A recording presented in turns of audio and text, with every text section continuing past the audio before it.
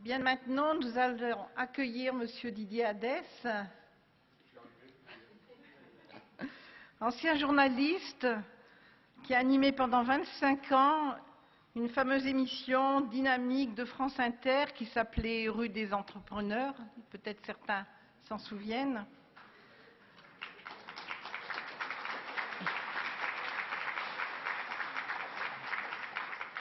Monsieur Hadès va animer un débat, la place des retraités dans notre société. Et c'est Monsieur René Poujol, journaliste lui-même, qui a terminé ses dernières années de carrière comme directeur de la rédaction Le Pèlerin. Et Monsieur Hugues de Jouvenel, excusez-moi, directeur général du groupe Futurib et directeur général de sa revue, qui aborde d'une manière prospective les grands problèmes de société.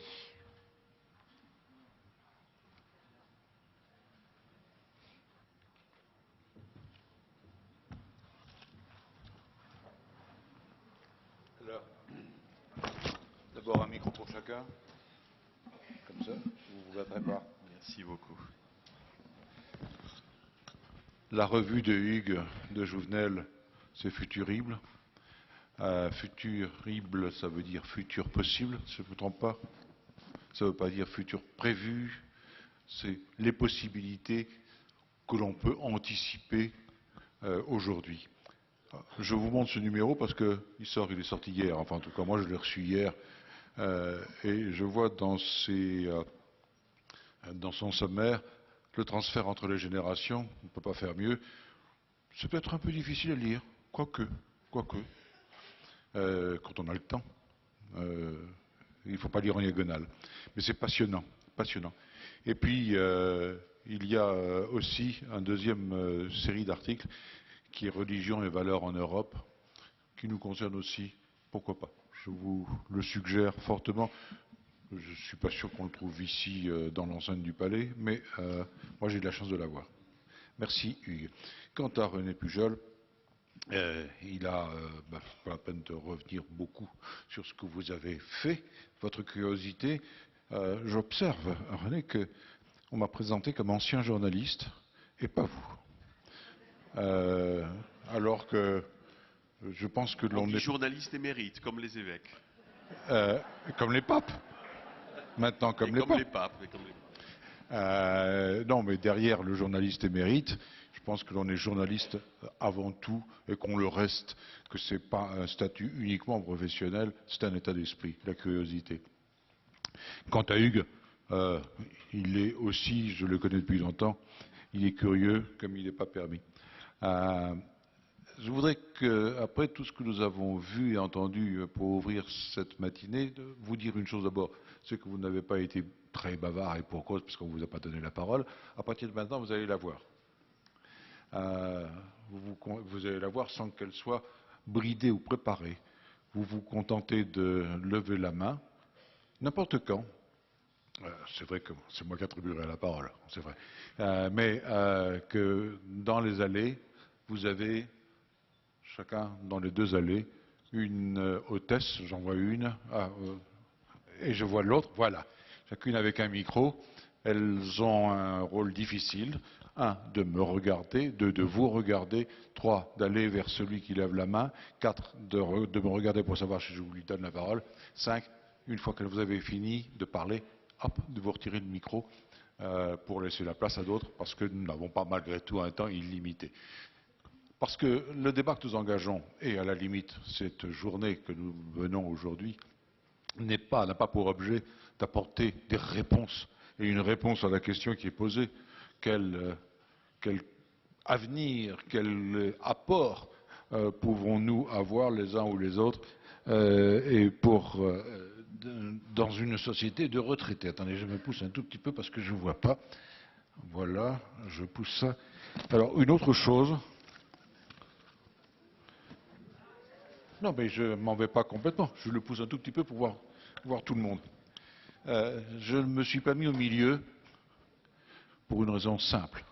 C'est que si je suis au milieu, quand j'écoute l'un, je ne vois pas l'autre. Et j'ai là la possibilité de vous voir l'un et l'autre en même temps. Et puis, j'ai encore aussi un œil pour voir ce qui se passe dans la salle. Et en particulier, si vous voulez intervenir, n'hésitez surtout pas, n'importe quand, à n'importe quel moment. Notre question, une richesse pour notre société, oui, qu'est-ce que ça peut être la richesse pour la société? Dans ce que nous avons entendu tout à l'heure dans les présentations, je me suis demandé jusqu'à quel point on avait bien pris conscience du défi colossal qui est en train de nous attendre, que nous sommes en train de vivre. Nous vivons une vraie révolution.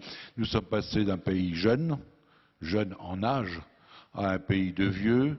J'en fais partie, nous en faisons tous partie, si nous décidons que c'est à 60 ans, ou à 50 ans, ou à 57 ans qu'il faut penser.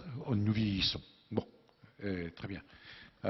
Nous avons bien vu aussi, cette chose étonnante qui m'a marqué, c'est que les Français considèrent que l'on a vu à 66 ans, ou considéreraient que l'on a vu à 66 ans, alors que je n'entends des débats qui n'en finissent plus sur la retraite à 60, à 62, et j'imagine que le président de la République doit s'interroger à l'heure actuelle sur les prochaines manifestations qu'il aura quand il va falloir qu'il décide d'allonger le temps de cotisation, de repousser le départ à la retraite, qui est à l'heure actuelle officiellement de 60 ans, et qui est en train d'aller vers 62.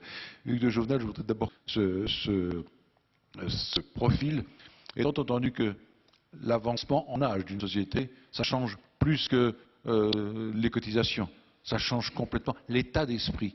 On est vieux quand on a cesse de regarder ou de préparer son avenir, nous a-t-on rappelé. C'est aussi votre avis? Alors, on pourrait discuter sur la notion de vieillissement. Bon, première remarque à faire, c'est que le vieillissement au sens de l'INSEE, vieillissement au sens de l'INSEE, c'est-à-dire l'augmentation de la proportion de personnes âgées dans la population totale, résulte de quoi? Il résulte d'abord de la baisse de la fécondité. D'abord de la baisse de la fécondité. Et pourtant on dit de la France qu'on est très fécond par rapport à tous les autres. On est plutôt plus fécond. La baisse de la fécondité a été dramatiquement violente en Italie, encore plus dramatiquement violente en Chine, d'où le fait que la Chine et l'Italie plus près de nous vont être confrontés à un vieillissement très très brutal comparativement à la France, dont la fécondité a chuté, je dirais, lentement. Et puis c'est dû ensuite à un deuxième élément qui est l'allongement de l'espérance de vie. Et c'est pas par hasard si on fête le 50e anniversaire de MCR, je pense que c'est parce que c'est exactement il y a 50 ans que l'espérance de vie à 60 ans a commencé à grimper beaucoup plus fortement que l'espérance de vie à la naissance, ce qui veut dire qu'on a de plus en plus de gens qui vont entrer dans la catégorie des personnes dites âgées, mais si j'ose dire, elles vont y rester de plus en plus longtemps. Puisque, en fait, les gains d'espérance de vie se font aujourd'hui par le recul de l'âge au décès.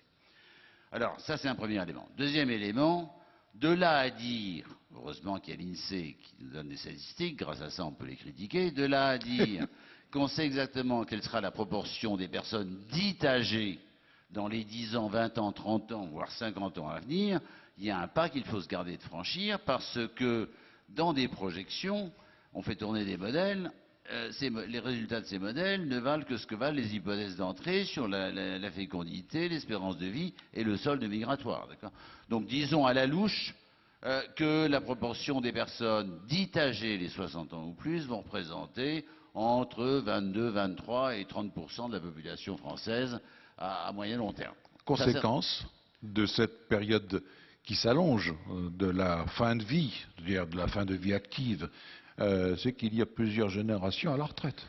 Bien sûr, il y a plusieurs générations. De manière générale, on est passé à des familles qui sont plus à 3, mais à 4, voire quelquefois à 5 étages. Mais alors, je reviens quand même, pardon de revenir une seconde quand même sur la notion de vieillissement, c'est qu'il faut quand même insister sur le fait, et quand on voit les participants dans cette salle, on est obligé de le rappeler, qu'il y a un grand écart entre le vieillissement au sens INSEE du terme, qui est la proportion des 60 ans ou plus ou des 65 ans ou plus rapportés à la population totale, et puis le vieillissement en termes biologiques. Soyons sérieux, quelqu'un de 60 ans ou de 65 ans aujourd'hui n'a rien à voir avec quelqu'un de 60 ans ou de 65 ans il y a 50 ans. Les gens de 60, 65 ans sont jeunes, sont en pleine santé, Ça ne va pas durer indéfiniment, ils vont commencer à être atteints par des handicaps, mais plutôt à 75-80 ans. D'accord? Donc les gens qui sont dans cette salle sont jeunes. Et au demeurant, il y a des gens jeunes qui sont vieux, hein, dans leur tête en tout cas. Donc ça, c'est un premier élément. Alors, néanmoins, pourquoi est-ce que c'est un défi majeur? Ben, c'est un défi majeur pour une raison très simple, c'est que les revenus des retraités proviennent essentiellement des retraites. Or, nous avons en France des retraites, on a 3 étages, le régime de base, les retraites complémentaires et puis le surcomplémentaire qui lui est volontaire. Bon. Le régime de base et les régimes complémentaires sont des régimes qui fonctionnent sur le principe assurantiel, ce qui veut dire que les biens portants payent pour les malades, que les actifs, cher ami Aubry, les actifs occupés, les actifs au travail, que les actifs au travail payent pour les inactifs allocataires, un peu les jeunes et beaucoup les vieux. Donc, si vous voulez, le grand problème du vieillissement, un des grands problèmes, tient au fait qu'aujourd'hui, on est pris face à un effet de ciseau entre un nombre d'actifs au travail qui va diminuant, rapporté à un nombre d'inactifs hors travail qui va augmentant. Et donc, le défi auquel on est confronté, c'est que c'est d'abord un déséquilibre entre le nombre de cotisants et le nombre d'allocataires, ce qui est différent du ratio de dépendance que vous avez montré en ajoutant potentiel. Vous avez bien fait, merci. Bon. C'est le ratio entre le nombre d'actifs cotisants et le nombre d'inactifs allocataires. C'est le ratio entre les recettes du système de protection sociale et principalement des retraites et de l'assurance maladie, c'est les 2 postes qui nous intéressent ici, qui proviennent principalement de cotisations sociales, et les dépenses imputables, encore une fois, à l'assurance maladie et à la retraite. Alors, de 2 choses l'une, pour aller vite, hein, et à la hache, aujourd'hui, le Conseil d'orientation des retraites indique qu'on va approcher les 20 milliards de déficit sur les régimes de retraite à l'horizon 2020. Tout ça en partant d'hypothèses qui sont une fois de plus extraordinairement optimistes, puisqu'à l'horizon 2020, on retrouve un taux de chômage de 4,5% et des gains de productivité de 2% par an, ce qui... bon. Mais toutes les prévisions du Conseil d'orientation des retraites ont systématiquement péché par un optimisme délirant. En gros, qu'est-ce qu'on va faire? Alors, en gros, de quoi s'agit-il? Augmenter les cotisations patronales et salariales, au risque de pénaliser l'emploi et la compétitivité de l'économie, augmenter les salaires pour augmenter l'assiette des cotisations, au risque là aussi de pénaliser l'emploi et la compétitivité de l'économie, ou bien à recette constante de diminuer les prestations. Et il y a 36 000 manières de le faire.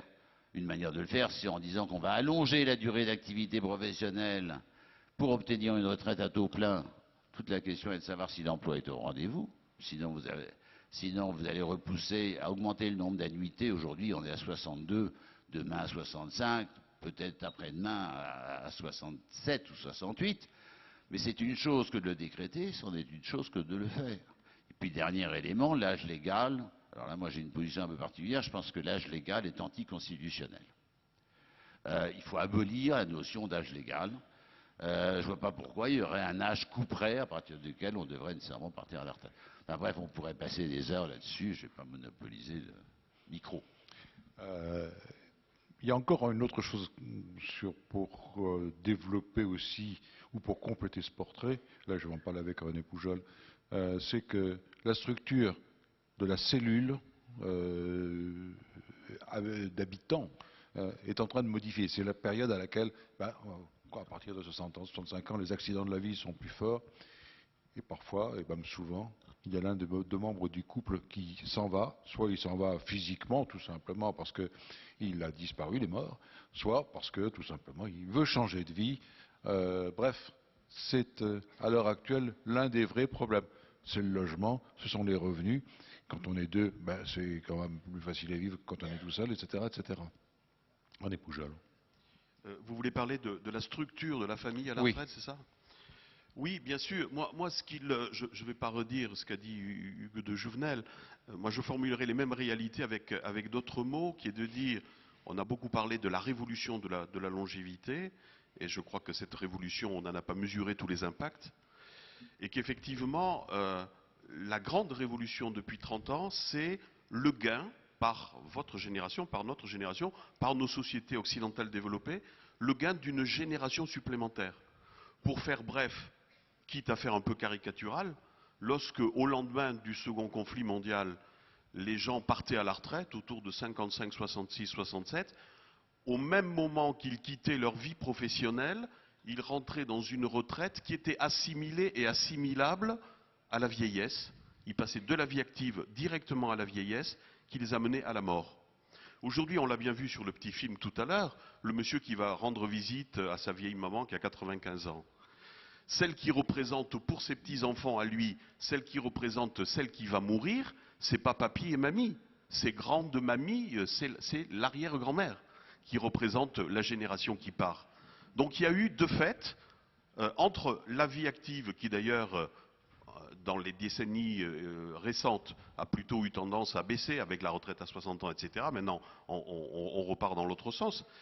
Et puis l'allongement de l'espérance de vie, il y a un coin qui s'est ouvert et qui fait que, entre le moment où on part à la retraite et le moment où on bascule, je dirais, dans un deuxième temps de la retraite, où effectivement, alors je rejoins votre question, c'est plutôt dans ce deuxième temps de la retraite où, le plus souvent, on a vécu la première étape de la retraite en couple, en relativement bonne santé, malgré les petites misères de l'âge, comme on dit, mais avec à la fois cette bonne santé, le fait d'être en couple, le fait d'être relativement autonome et dynamique, d'avoir des revenus qui, ont peut-être tendance, dans les années qui viennent, auront peut-être tendance à diminuer, mais jamais les retraités n'ont eu les revenus qu'ils ont aujourd'hui. Il suffit que chacun pense à ses propres parents, ou à plus forte raison, à ses propres grands-parents. Voilà, pour moi, la grande révolution, c'est ça. Parce qu'après, je dirais au-delà de 80 ou 85 ans, la vieillesse d'aujourd'hui représente la vieillesse d'autrefois. Un seul exemple, mes propres grands-parents auraient aujourd'hui 130 ans, parce que je suis le petit dernier d'une famille, mon père ayant été veuf s'est remarié sur le tard, etc. Donc j'avais des parents relativement âgés. Je me souviens d'avoir retrouvé dans les papiers de famille, comme on dit, une carte d'identité de mon grand-père maternel et de ma grand-mère maternelle, qui se sont fait faire le jour où ils ont parti à la retraite, parce que peut-être qu'ils ont décidé de voyager à ce moment-là, ils avaient l'un et l'autre 60 ans. Quand vous regardez la photo d'identité de l'un et de l'autre, vous voyez des gens de 85 ans d'aujourd'hui. Et ils en avaient 60. Reprenez vos collections de famille, de photos de famille, et vous allez tous faire le même constat. Donc, je crois que la grande révolution, c'est ça, c'est l'ajout, le gain pour nos générations d'une tranche de vie supplémentaire, et la question qui nous est posée, c'est qu'est-ce qu'on en fait? Est-ce qu'on la vit pour soi, pour son nombril, pour son plaisir, pour son bonheur, ou est-ce qu'on estime que ce gain, nous en avons une part de responsabilité, et que ce gain, nous devons en faire bénéficier nos proches et la société d'une manière générale? Dans ce qu'on a entendu tout à l'heure, j'ai bien noté où j'ai résumé que le départ à la retraite aujourd'hui, c'était d'abord dans un premier temps changer d'activité pour un nombre non négligeable de nos concitoyens, le bénévolat, et puis ensuite, c'est la préparation de la fin. Et ça, c'est la chose la plus difficile, telle que ça a été formulé, en particulier dans le film, c'est les vides. Et c'est quelque chose qui doit être très difficile. Ça fait peur, le vide. René Poujol. Ça fait peur si on ne s'y est pas préparé. Peut-être que les chrétiens sont plus à même que d'autres, j'en sais rien, je revendique aucun monopole pour eux. Mais c'est vrai que si vous voulez, dans le discours que j'ai tenu précédemment, on voit bien que cette première tranche de vie à la retraite, disons pour faire bref, entre 60 et 75 ans, ça dépend de l'état de santé de chacun, on le vit en fait dans la continuité de ce qu'a été notre vie précédente. Même si on a du temps disponible, dont j'ai bien dit que ce temps disponible, on pouvait en faire ce qu'on voulait. Lorsqu'on rentre dans cette deuxième étape, encore une fois, de vie à la retraite, où on peut se retrouver avec des problèmes de santé, une moindre mobilité, peut-être une situation de dépendance, la perte de son compagnon ou de sa compagne, on est là, non plus dans la continuité, je dirais, de ce qui a structuré la vie, mais on est dans une espèce de basculement, je dirais presque dans des contre-valeurs par rapport aux valeurs sur lesquelles fonctionne notre société. J'y pensais tout à l'heure, alors pardonnez-moi, je prends mon petit papier, mais on tombe dans la valeur de l'âge. alors que toutes nos générations, et jusqu'à la génération des seniors, font du jeunisme. J'ai commencé ma vie professionnelle à notre temps au groupe Bayard. Je ne vous cacherai pas que les photos de couverture d'un journal qui s'adresse à des seniors, les mannequins qui posent ont 40 ans ou 45 ans. On les vieillit un tout petit peu. Et quand je dis 40 ans, j'exagère un peu. En général, on les prend à 37. Donc, pour fantasmer l'âge des seniors à la retraite, on prend des jeunes femmes qui ont... Quand on a 80 ans, on a 80 ans. On est bien obligé d'assumer son âge. On n'est plus là pour se dire je suis jeune, je suis jeune, je suis jeune. Le miroir vous renvoie à une vérité. Alors, pour passer rapidement dans ces antivaleurs, on est dans l'enracinement, là où les jeunes générations, par nature, et je dirais du fait qu'elles sont jeunes, souvent n'ont pas de racines, et on voit bien tous les problèmes que ça nous pose. On est dans une génération qui a le temps, précisément, parce que les jeunes retraités aussi ont eu le temps, mais on voit qu'ils sont en train de l'occuper. Quand on a 80 ans et qu'on n'a plus d'engagement associatif, c'est une autre dimension du temps. Qu'est-ce que j'en fais de ce temps gratuit? C'est le temps de la méditation, le temps de la réflexion, peut-être le temps d'échange avec les autres, à supposer que les autres veuillent bien venir vous voir.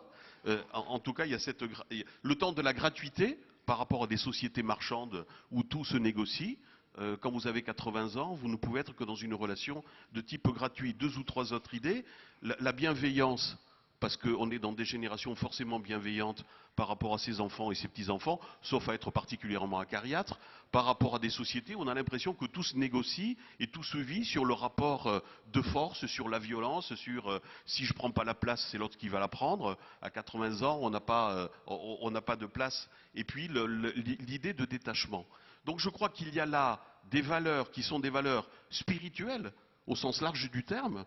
Alors on peut y mettre le contenu religieux selon son appartenance confessionnelle, mais ce sont des valeurs spirituelles au sens large du terme, et je crois, pour ma part, qu'il est essentiel de les défendre, qu'il est essentiel de les mettre en valeur, qu'il est essentiel que la société les perçoive, parce que si elle ne prend pas conscience, la dite société, de l'existence de ces valeurs incarnées et vécues dans ces générations de 80 ans et au-delà, elle finira par oublier qu'elles existent, elle finira par les nier, et on peut craindre que ça amène à des choix. Peut-être parlera-t-on au cours de cet échange des questions autour des fins de vie, d'euthanasie, etc., etc. Le jour où on arrivera à contester à une personne très âgée qu'elle puisse vivre dans la dignité, eh ben on décidera pour elle que peut-être elle a fait son temps et qu'il faut qu'elle laisse la place aux jeunes. Hugues. Une ou deux réactions. D'abord sur la solitude. Vous avez évoqué la solitude. Vous avez raison, mais il faut quand même souligner le fait que la solitude est un phénomène qui touche toutes les générations. Y compris en raison du fait que les structures familiales sont beaucoup plus précaires, beaucoup plus aléatoires, et donc plus réduites. Et les grandes surfaces savent ça parfaitement, hein, elles vendent le yaourt à l'unité le lundi, et puis éventuellement des packs de 12 le vendredi. Parce que, en revanche, au moment du week-end, il y a des familles recomposées, et bon. Donc ça, c'est un premier élément, la solitude touche tout le monde. Deuxième élément, dans ce que vous disiez, je crois qu'il y a une attention particulière à porter aux femmes de 60-65 ans. Aux femmes, hein, j'insiste sur les femmes. Pourquoi? Parce que ce sont les femmes qui, pour l'essentiel, assurent toute l'entraide familiale, et que ces femmes de 60-65 ans sont amenées souvent à supporter la charge d'une belle-mère atteinte d'Alzheimer, d'une fille au chômage et de petits-enfants. En plus de leur mari. Voilà, en plus de leur mari, souvent. Non, il est mort, ou il est parti. À 60 ans, pas à 60 ans. Non, mais il est parti, il est peut-être parti. Troisième élément, le mari, il n'est pas très partageux hein, sur les tâches domestiques. Regardez les enquêtes emploi budgétant de l'INSEE. Bon. Troisième élément, vous avez raison d'insister sur le bénévolat. Enfin, soyons attentifs à une chose. Moi, je me souviens d'avoir publié il y a une trentaine d'années un livre d'Henri Madras qui disait « La troisième âge animera la société de demain ». Et il disait « C'est formidable, il va y avoir de plus en plus de personnes âgées, en bonne santé, avec de hauts revenus, etc. » Et moi, je disais « Attention, est-ce que les revenus des retraités resteront aussi généreux à l'avenir ?» Ils ne resteront pas aussi généreux à l'avenir. Il faut être très clair en la matière.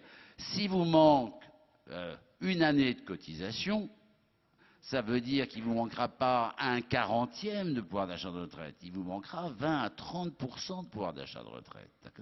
Alors très concrètement, ça veut dire quoi? Ça veut dire qu'aujourd'hui, les flux publics ascendants, donc des adultes au travail, vers les jeunes et surtout vers les personnes âgées, ça représente grosso modo 400 milliards de francs. D'accord? Et les flux... De francs?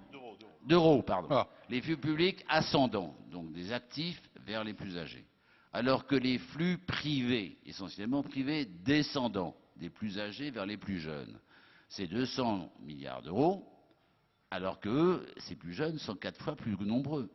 Donc la question qu'il faut nécessairement se poser, c'est si les flux publics ascendants, notamment au travers des retraites, viennent à se tarir, si le pouvoir d'achat des retraites vient à diminuer, est-ce que la capacité des personnes âgées restera la même d'aider financièrement ou en nature leurs enfants et leurs petits-enfants? Là, il y a quand même, il y a, si vous voulez, des liens entre ces flux publics et ces flux descendants. Au demeurant, quand vous dites bénévolat, est-ce qu'il faut vraiment que le bénévolat soit l'apanage uniquement des personnes âgées? Est-ce que vraiment la manière dont notre société est organisée, avec le temps des études, puis le temps du travail, puis le temps de la retraite, est-ce que ce schéma d'organisation est tenable à l'horizon des prochaines décennies? Ne faut-il pas décider que tout le monde désormais travaillera de 16 ans à 76 ans, tout en poursuivant des études tout au long de sa vie, tout en consacrant une partie de son temps à des activités bénévoles?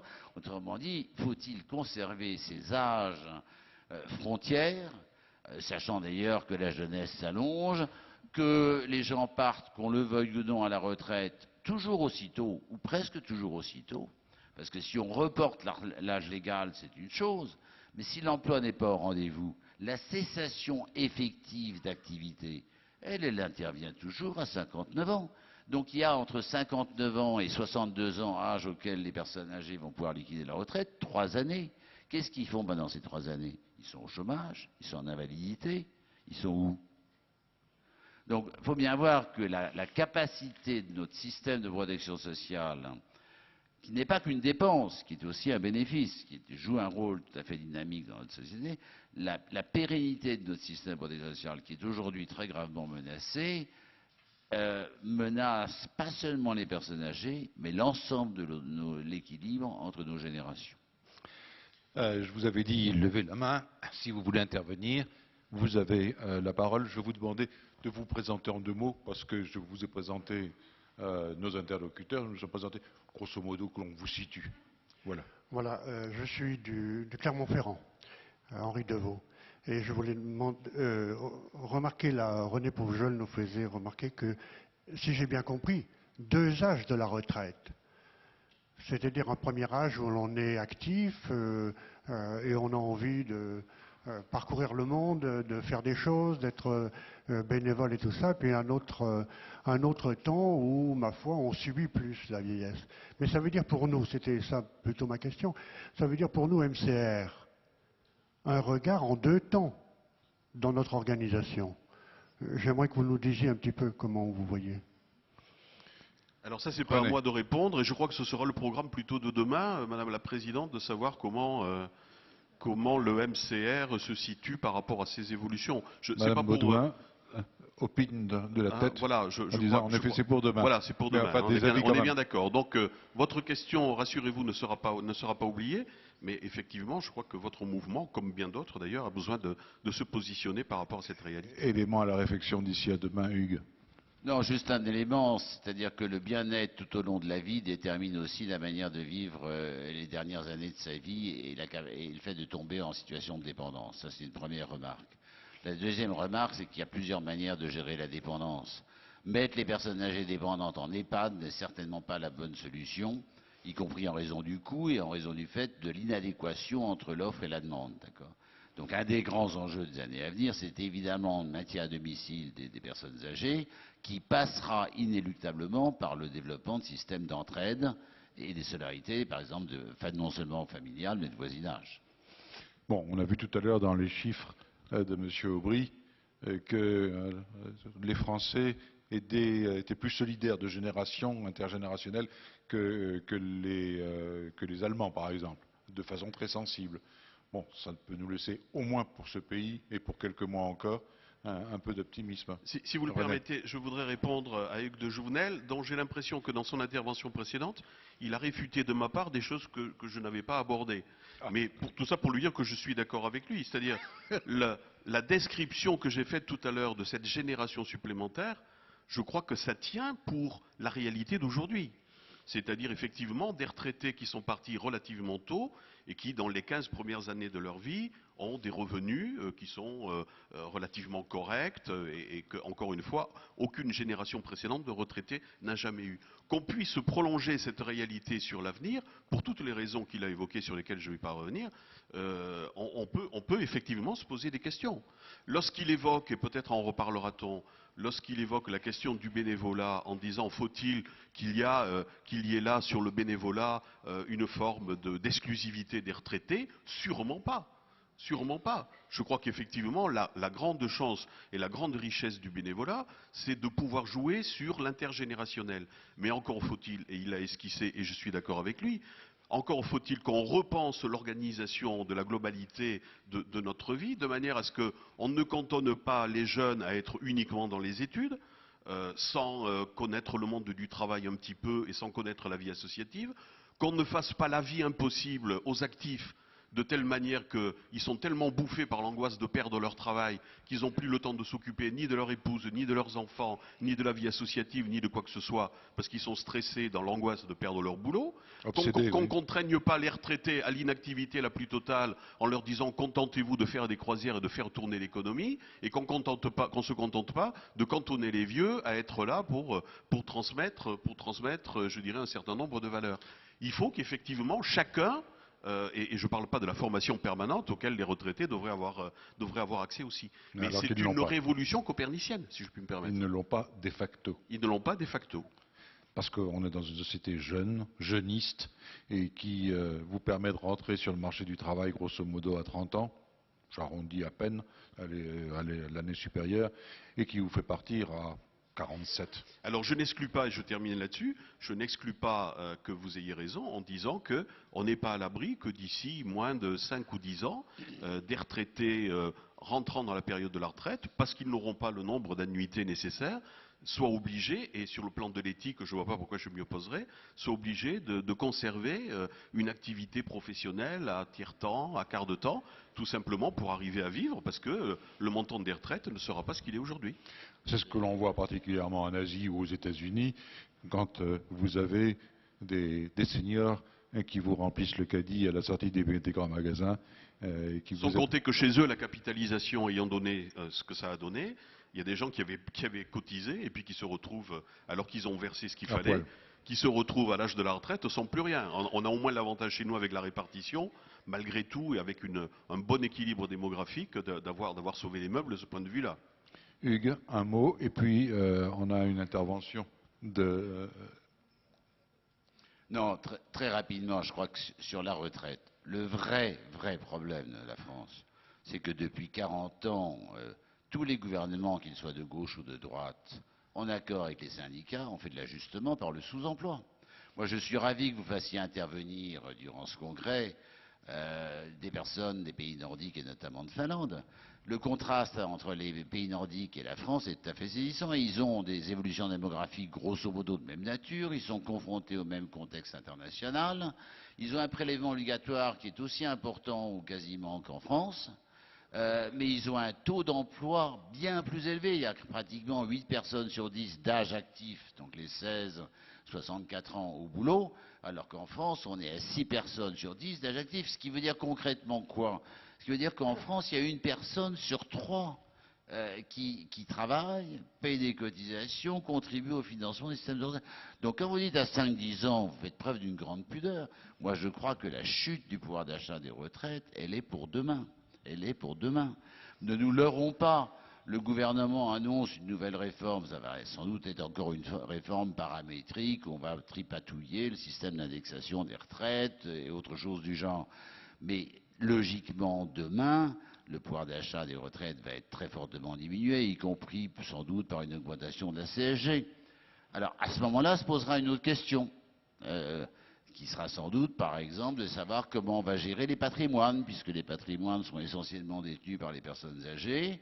Est-ce que par exemple il ne faudra pas encourager la transmission du patrimoine et notamment de l'immobilier des personnes âgées vers les générations plus jeunes? N'y aura-t-il pas d'incitation fiscale à adopter? Oui, les sous. Je suis désolé, hein, je suis un peu cynique. Mais non, Enfin, non, malheureusement, de temps en temps, le réalisme. En tout cas, ça va nous donner sûrement l'occasion de discuter beaucoup. Qui avait mademoiselle, le micro, il est. Ah, pardon, je ne vous ai pas vu, excusez-moi. Alors, Joseph Rousseau de Rennes. C'est une question de vocabulaire simplement, mais j'y tiens. Vous avez parlé de solitude. Personnellement, j'ai besoin de solitude. Par contre, je crains l'isolement. Non, mais vous avez raison, vous avez raison. On vous dira que tous les grands créatifs, qu'il s'agisse de peintres, qu'il s'agisse de musiciens, qu'il s'agisse d'écrivains, on ne crée que dans la solitude. Donc il ne faut pas avoir une vue effectivement de la solitude qui soit... Dieu merci, il y a des moments où on est seul. On a besoin de ça. Mais la solitude subie... l'isolement, c'est tout à fait autre chose. Vous disiez tout à l'heure, à juste titre, Monsieur de Jouvenel, que ça concernait tous les âges. Je me souviens d'une enquête, à l'époque je travaillais avec Hervé Scheffer, qui fait partie de votre mouvement à Pèlerin, et nous avions organisé un grand sondage sur la solitude avec la Fondation de France. Et j'avoue que personnellement, ma grande surprise avait été de découvrir que contrairement à ce que je croyais, ce n'étaient pas les gens les plus âgés qui souffraient le plus de solitude, mais c'était les plus jeunes. Et notamment les jeunes étudiants. Donc vous avez raison, c'est... Juste un élément, si vous permettez, je ne sais pas où vous habitez à Rennes. Moi, j'ai un peu travaillé sur l'aire urbaine de Rennes. J'ai constaté que beaucoup de classes moyennes plutôt aisées étaient allées s'installer dans des pavillons à 30 ou 40 km de la ville-centre. Qu'aujourd'hui, ce pavillon n'était plus nécessairement adapté à leurs besoins. Que faire 40 km pour aller vers la ville-centre? Rennes, sur l'aire urbaine de Rennes, les gens font 6 millions de kilomètres par jour en voiture individuelle. Hein, c'est colossal. Bon. Alors, il faut être capable de conduire, il faut voir les coûts liés à ces déplacements. Là, il y a un vrai problème d'isolement, et alors qui joue encore plus fortement dans les zones rurales. Hein, il faut quand même insister là-dessus, sur l'isolement en zone rurale, avec en plus une désertification médicale très grave. Bon, mais vous vivez, je l'espère, dans le bon coin de Rennes. Monsieur. Jacques Pourrier, responsable dans le Var. Privilégié le Var. Oui. Il y a un mot que j'ai exclu de mon langage, c'est vieux. Parce que je me suis aperçu, depuis que je suis aux responsabilités dans le MCR, que l'âge n'avait rien à voir avec les capacités des uns et des autres. Et que c'est une réalité de dire qu'il n'y a pas d'égalité entre nous. Au niveau de la force qu'on est. Et puis ensuite, je pense aussi que de plus en plus, on réquisitionnera les anciens. Je peux donner un exemple de ma région du Var-Est, où j'étais retenu depuis 2 ans maintenant dans les patrouilleurs de l'Esterel. Les patrouilleurs de l'Esterel remplacent ce que l'État n'est plus capable de payer, les eaux et forêts. Et je suis employé bénévolement, naturellement, 3 fois une de mes journées par semaine, et je suis en formation du mois de mars au mois de juin, et on recommence de septembre jusqu'en décembre. Parce qu'on remplace non seulement les eaux et forêts, mais aussi on remplace la police quand il y a des incendies, on remplace aussi les pompiers, non pas dans la lutte de feu, hein, mais au niveau de la protection. Et nous sommes assermentés, ce qui veut dire que quand nous retenons des personnes qui fument, par exemple, dans l'Esterel, je suis le 3e homme dans le véhicule. Je descends de voiture et j'ai trouvé la parade incroyable. Je leur dis, c'est 135 €. Alors, parfois, ils me disent, mais non, c'est pas dangereux, etc. J'ai dit, c'est 135 €. C'est pas moi qui vais faire le procès, c'est les eaux et forêts qui vont vous envoyer immédiatement, la fumée est arrêtée. Donc, les anciens ont affaire. Merci. Alors, derrière ce système D pratique pour rappeler à l'ordre, et attention à l'amende, mais après tout, la contractuelle sur la circulation ou le stationnement fait exactement la même chose. Moi, je constate, dans ce qui nous a été dit, que des engagements de la collectivité et qui se dit, j'ai des, entre guillemets, petits vieux bien braves et bien dévoués, on va les mettre en toute sécurité, autant que faire se peut, on va les mettre au turf. Oui, alors il y a cet aspect qui a été évoqué, c'est-à-dire substituer des bénévoles à des salariés, et je crois que tout retraité, lorsqu'il s'engage dans une responsabilité, un engagement de type associatif, doit quand même se poser la question de savoir est-ce que je suis pas en train de piquer un boulot à un jeune qui en cherche. Eh oui. Il y a cette première dimension. Il y a cette première dimension. Il y a une deuxième dimension qui est plus collective, parce que les solidarités, c'est à la fois des solidarités de type familial, donc de type individuel, et des solidarités de type collectif. On s'est beaucoup félicité entre nous du fait qu'effectivement, je dirais, du niveau de vie des retraités aujourd'hui, on joue à fond les solidarités intergénérationnelles. Les grands-parents aident les petits-enfants ou aident leurs propres enfants.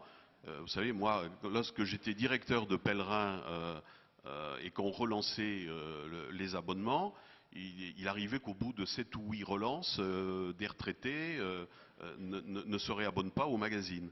Et on leur disait toujours, avec la dernière relance, on leur disait, écoutez, vous vous réabonnez pas, on le regrette, mais dites-nous pourquoi, parce que ça peut nous aider à améliorer le journal. Et 9 fois sur 10, les gens qui me répondaient, et je crois que c'était sincère, me disaient, Monsieur Poujol, moi, mon souhait, d'autant que Pèlerin a quand même, je dirais, un impact plutôt dans le monde rural et les petites villes que dans les grandes agglomérations. Les gens me disaient, Monsieur Poujol, moi, mon souhait serait de pouvoir continuer à lire Pèlerin, mais la priorité pour moi, c'est d'aider mes enfants à payer l'essence, parce que le boulot, il est à 30 km du bourg, et si ma fille et mon gendre n'ont pas de quoi prendre la voiture, ils perdent leur travail. Donc je crois que l'idée que je voulais évoquer était la suivante.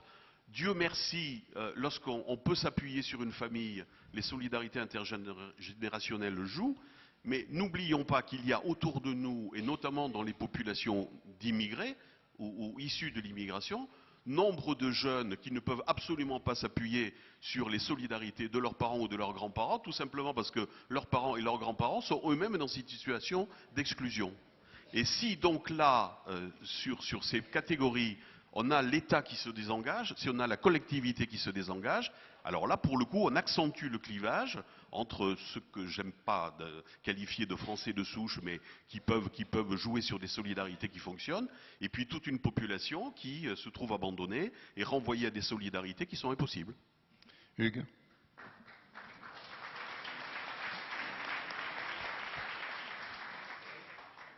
Je suis bien d'accord sur le fait qu'il faut repenser la distinction entre secteur public, secteur marchand et secteur qu'on appelle quelquefois le tiers secteur, le monde associatif, l'économie sociale, auquel on assimile d'ailleurs trop souvent l'économie solidaire.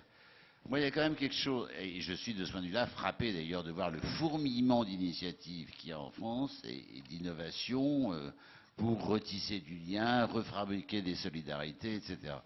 Il y a une chose qui me préoccupe néanmoins dans vos discours, c'est encore une fois le fait que les personnes âgées auraient, d'une certaine manière, une espèce de monopole du bénévolat et de la solidarité. Moi, je crois que jouer cette carte-là, c'est la mort, si j'ose dire, d'accord ?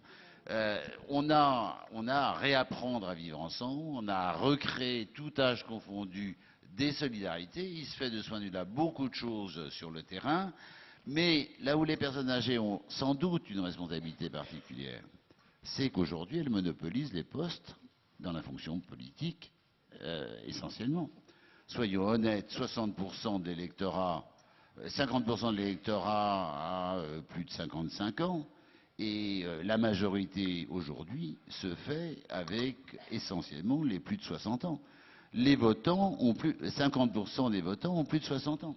Et qui élisent-ils? Ils élisent des maires, on les a vus, qui sont sûrement très dévoués, très compétents, etc., qui eux-mêmes ont plus de 60 ans. Cette segmentation par âge pose problème. Bon. Je crois qu'il faut, je suis évidemment pour le bénévolat, mais pas uniquement chez les personnes âgées. Je pense qu'on a besoin de retisser du lien social, de recréer des solidarités qui ne transitent pas nécessairement ni par le marché, ni par les systèmes publics de redistribution, mais que là-dessus, on a un défi collectif à relever et pas seulement un défi à la charge de retraités, soi-disant oisifs et qui auraient le monopole de la générosité. Mais je ne sais pas pourquoi vous faites une fixation là-dessus, excusez-moi, mais j'ai l'impression d'avoir dit tout à l'heure exactement la même chose. Simplement, je constate, et dites-moi comment on fait, je vois les actifs autour de moi et je vois mes dernières années de vie professionnelle. Moi, j'ai été pendant 5 ans commissaire départemental des Scouts de France dans mon diocèse de Créteil du Val-de-Marne. À partir du moment où j'ai pris de grosses responsabilités de directeur de rédaction, je peux vous dire que pendant 10 ans, je n'ai plus investi dans la vie associative. Parce que j'étais journaliste 24 heures sur 24 et qu'avec la responsabilité qui était la mienne, je ne pouvais pas. Je vois mes propres enfants qui sont dans la vie professionnelle, ils ont à se bagarrer, ils ont à construire leur vie familiale, leur vie de couple, etc. Quelle que soit la bonne volonté qu'ils peuvent avoir, ils n'ont absolument pas la possibilité aujourd'hui d'investir dans la vie associative. Faut-il regretter que ce soit les seniors qui soient dans les restos du cœur? Moi, je suis tout à fait d'accord avec vous, et je l'ai dit tout à l'heure, je crois qu'il faut... Moi aussi, je suis d'accord avec vous, mais il faut bien que je vous conteste, puisqu'on est là pour débattre. Bon. Monsieur ou madame? Oui, Edith Cosson, Reims. Je voulais justement revenir sur le bénévolat et j'étais bien contente de vos interventions. Je crois qu'actuellement, les professionnels sont des gens très bousculés et que quand ils arrivent à l'âge de la retraite, ce qu'ils ont envie en premier, c'est de souffler. Moi, j'avoue que quand je suis rentrée au MCR, on m'a dit « Mais qu'est-ce que tu fais là-dedans? C'est pour les vieux. » Voilà, tu n'as pas envie de voyager et de faire autre chose. Le problème, c'est que j'ai été dans des associations et des engagements depuis mon plus jeune âge. Et je constate quand même que les gens qui n'ont eu aucun engagement associatif quand ils étaient en vie professionnelle ont du mal à avoir une activité associative après. Et on se trouve actuellement confrontés à des gens qui sont fatigués, stressés après une vie professionnelle et ils ont vraiment envie de souffler. Et qu'on va se trouver avec un creux, je crois, dans certaines associations pour pouvoir recruter et le MCR en premier. Voilà. Je vous suggère de regarder les chiffres mis en ligne par René Aubry, qui rappelle le taux de fatigue, enfin d'usure en quelque sorte, est plus fortement ressenti chez les femmes que chez les hommes à partir du moment où ils partent à la retraite. Ajouter 2 mots là-dessus. Bien sûr. Il y a quand même une chose qu'on n'a pas assez dite, c'est le différentiel d'espérance de vie en fonction des sexes, on dit maintenant des genres, et des catégories socio-professionnelles. Bon. Il y a un deuxième élément sur lequel j'ai envie de réagir, c'est que ce qui est très problématique aujourd'hui, c'est les transitions. Les transitions entre les études et le monde du travail, la transition entre l'emploi à temps plein où on est débordé, où on n'a pas le temps, et puis la retraite, ce qu'on a appelé la retraite couperet. Bon.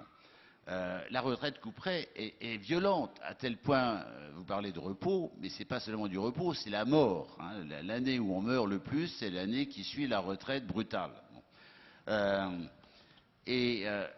Tout ça milite quand même pour qu'on assouplisse les choses et qu'il puisse y avoir des retraites progressives, qu'il puisse y avoir, y compris durant la vie en activité professionnelle, des temps consacrés à du bénévolat, éventuellement bénéficiant d'incitations et étant publiquement reconnu. Je crois qu'il faut qu'on travaille sur cette transition qui sont très importantes à la fois du point de vue du bien vivre des personnes vieillissantes, on va les appeler comme ça, et en même temps du bien-être collectif. En ce qui me concerne, moi je ne fais pas du bénévolat un impératif catégorique. Je dis simplement, à la limite c'est plus un problème de générosité que d'engagement bénévole.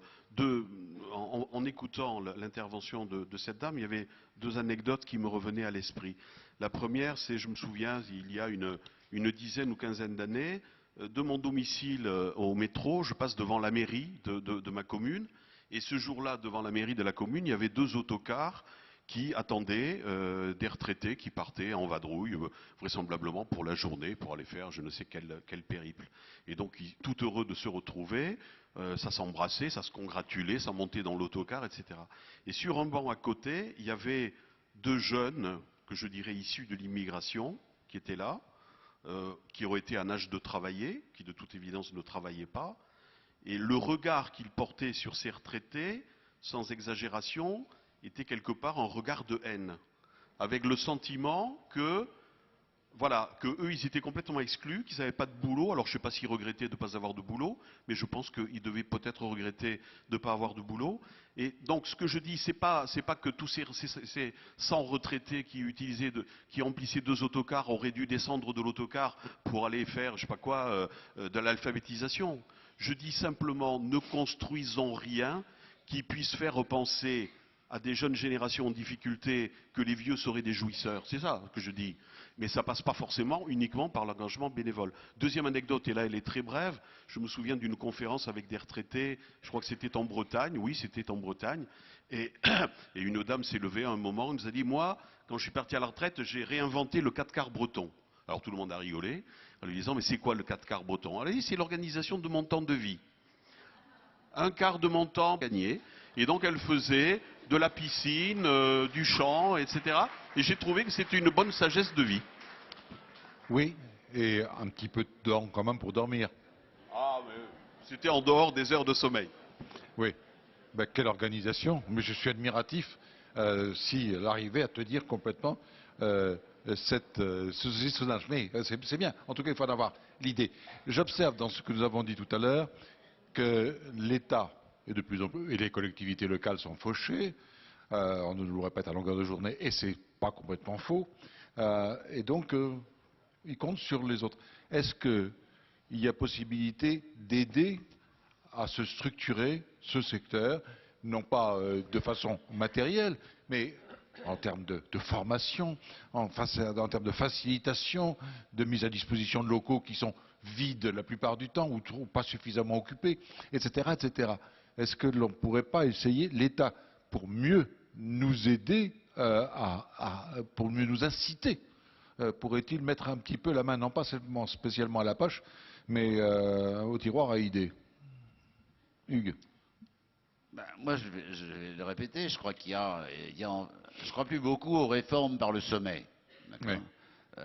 Au demeurant, c'est plutôt des réformettes, on gagne 1 an, 2 ans, et puis il faut remettre ça sur le tapis. Bon, donc, en revanche, je crois beaucoup à l'injonction du Sphinx, invente ou je te dévore, et je constate avec bonheur que sur le terrain, il y a plein de gens qui entreprennent, qui innovent, qui développent de nouveaux réseaux de solidarité, d'entraide, etc.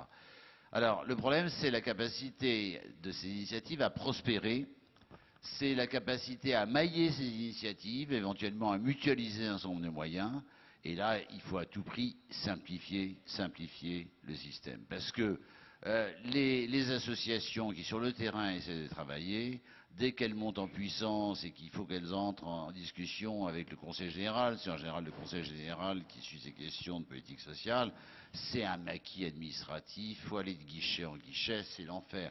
Donc à défaut d'avoir des financements généreux des collectivités locales, au moins simplifions, et puis essayons de développer des systèmes où on mutualise les bonnes pratiques.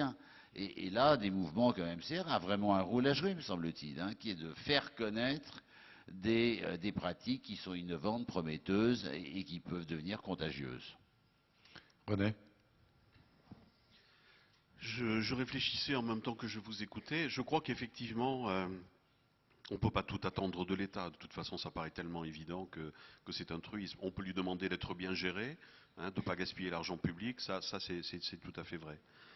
Je crois, comme Hugues de Jouvenel, que c'est finalement le plus près du terrain. Vous savez, le vieux principe de subsidiarité, finalement, c'est pas idiot. Le dit principe de subsidiarité dont on oublie toujours une des dimensions, c'est qu'on le perçoit toujours comme étant, c'est plus efficace si effectivement la décision est prise le plus près du terrain et que ce n'est pas la peine de faire par l'échelon au-dessus ce qui peut être fait d'une manière pertinente à l'échelon en dessous. Ce qu'on oublie et qui est la deuxième dimension qui est chère à nous chrétiens du principe de subsidiarité, c'est qu'il y va de notre dignité de personne d'avoir des responsabilités, de prendre des responsabilités, de s'engager pour la transformation du monde. Ce n'est pas uniquement une question d'efficacité, c'est une question de dignité aussi.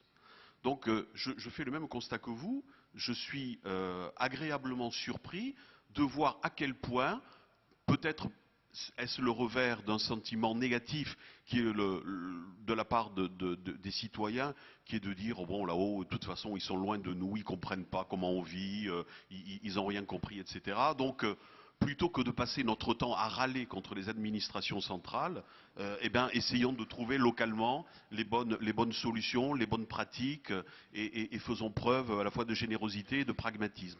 Et ça, j'avoue que ça fonctionne bien. Alors, la question, j'avoue que je suis un peu sans réponse, la question que vous posez qui est de savoir comment les pouvoirs publics peuvent aider à cette prise de responsabilité, je ne sais pas très bien. On a parlé pendant longtemps, et ça me paraissait juste, d'un statut précisément, alors on revient au bénévolat, d'un statut du bénévolat, avec l'idée que les abattements qui étaient consentis à la totalité des retraités, les abattements fiscaux j'entends, ne se justifiaient peut-être pas, et donc après tout peut-être pouvait-on les supprimer, mais à condition de réinstaller peut-être pour les retraités ou ceux des retraités qui avaient de vraies responsabilités associatives, un statut qui leur permette peut-être de ne pas payer d'impôts ou de récupérer sur les impôts l'argent qu'ils investissaient.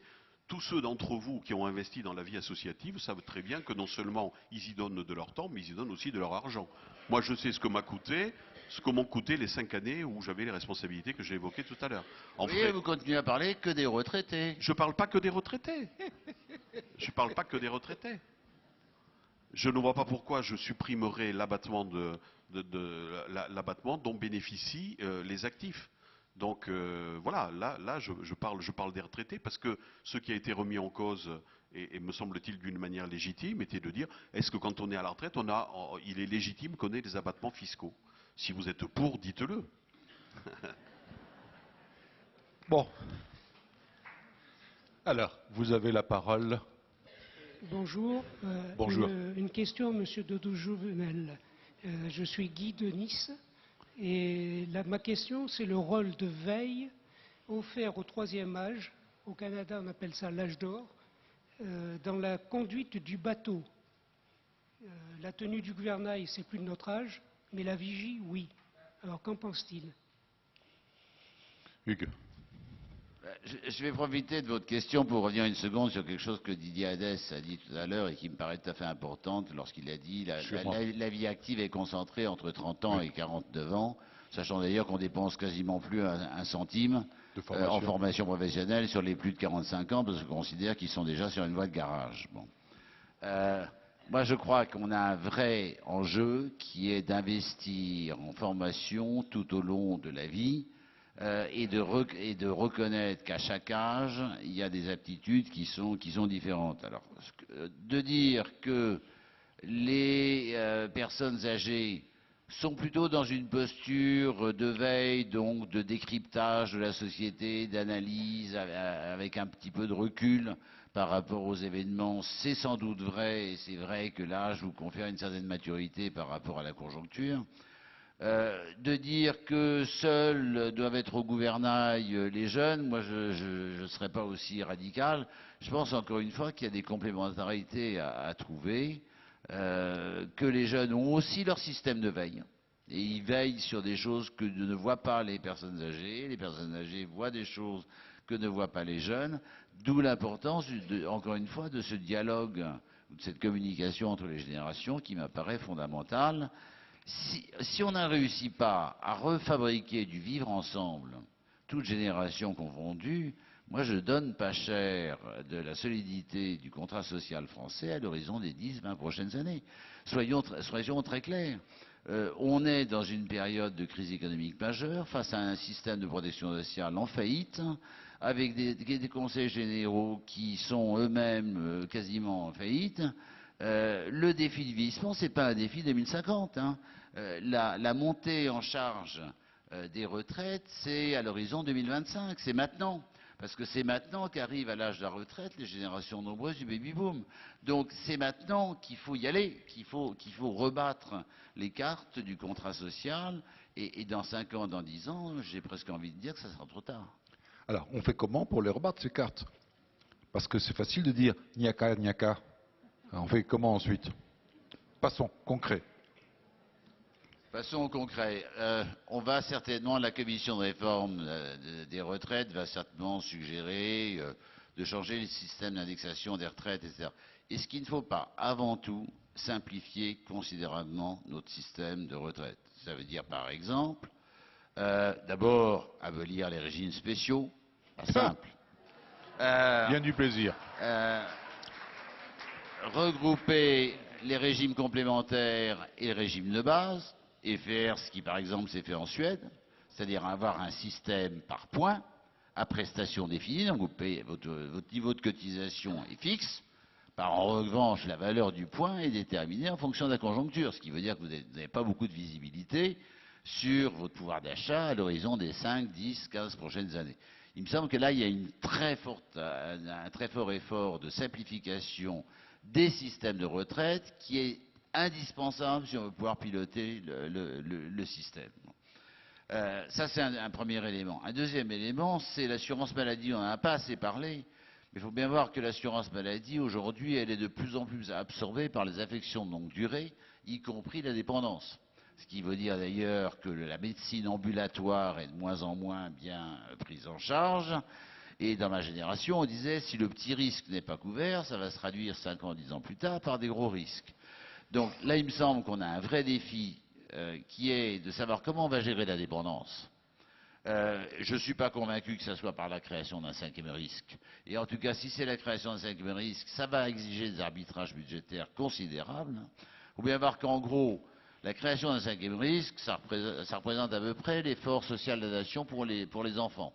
Alors, est-ce qu'on supprime l'effort social de la nation pour les enfants pour le donner aux personnes très âgées? C'est pas vraiment ce qu'on a envie de faire, me semble-t-il. Bon. Ce qui est le plus sage.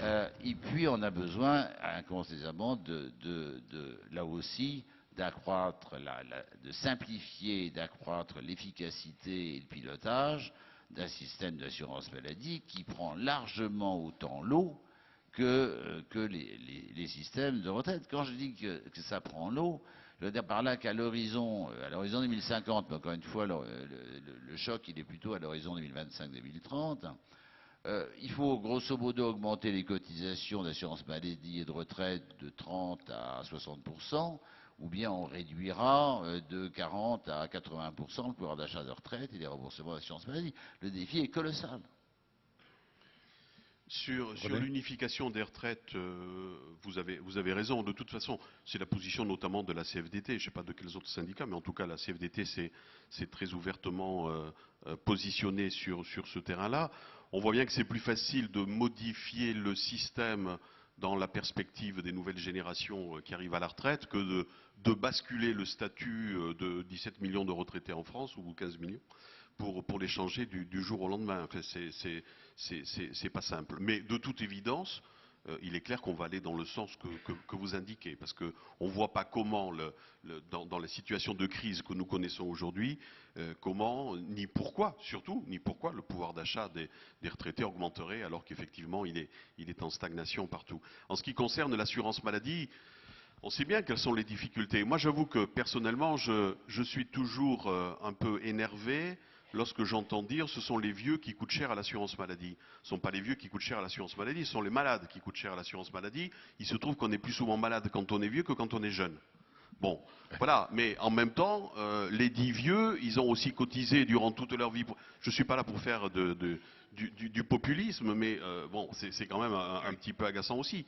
Donc, là, il faut, là aussi, jeunes et vieux, essayer de regarder comment on peut responsabiliser tous les acteurs. Mais quand on dit responsabiliser tous les acteurs, vous savez comme moi, et ça c'est vrai, que des personnes âgées exigent de leur médecin d'avoir tel ou tel médicament. Moi, quand je vais à la pharmacie, je vois toujours quelques personnes âgées qui refusent d'avoir des génériques parce que leur médecin leur a dit que c'était tel médicament qu'il ne fallait pas prendre et pas le générique parce que le générique ne va pas bien les soigner. Bon, il y a des mentalités là aussi peut-être à bousculer. Je ne dis pas à faire changer parce qu'à 75 ans, peut-être qu'on ne change pas si facilement. Mais bon, voilà. Donc, sur tous ces secteurs, je suis bien d'accord avec vous, il y a une remise à plat qu'il faut faire et il faut qu'on soit assuré. Et je crois que cette remise à plat, les citoyens que nous sommes, à la limite, n'y sont pas hostiles s'ils ont le sentiment que ça va être fait dans la justice et l'équité. Et je crois que le grand problème aujourd'hui, c'est cette espèce de scepticisme qu'il y a vis-à-vis de la classe politique, qu'elle soit de droite ou de gauche au pouvoir, je crois qu'on peut mélanger les deux, et qui fait que les citoyens ne sont pas tellement assurés que ces changements se fassent dans l'équité, et que du coup, chacun se cramponne sur ses acquis en disant, eh ben tant pis, je garde ce que j'ai, et puis je me démerderai avec mes enfants, mes petits-enfants, et puis après moi le déluge. Ouais. Oui, je vois les mains qui s'agitent. Vous n'avez rien à rajouter sur ce point. Alors, c'est ici. Eh bien, vous avez le micro. Oui, François Thibaudot de Dijon. Je réagis un peu décalé, mais on a le micro quand on a le micro. Vous avez parlé des actifs qui sont débordés, qui ne peuvent pas faire de bénévolat. Moi, je voudrais vous poser la question sur leurs enfants, les plus jeunes. Quand j'étais père de famille, mes enfants, qui sont maintenant à l'âge adulte, je leur faisais faire du bénévolat, du ramassage de petits fruits, d'aider dans une ferme, etc., etc. Ça les occupait et ça leur ouvrait les yeux sur un monde nouveau qu'ils ne connaissaient pas et qui est appelé à la solidarité. Aujourd'hui, que font nos petits-enfants? Ils sont devant Internet, sur Facebook. Dans ma famille, je constate qu'ils n'ont aucune ouverture sur l'extérieur et sur le monde. Qu'est-ce que vous en pensez? Hugues.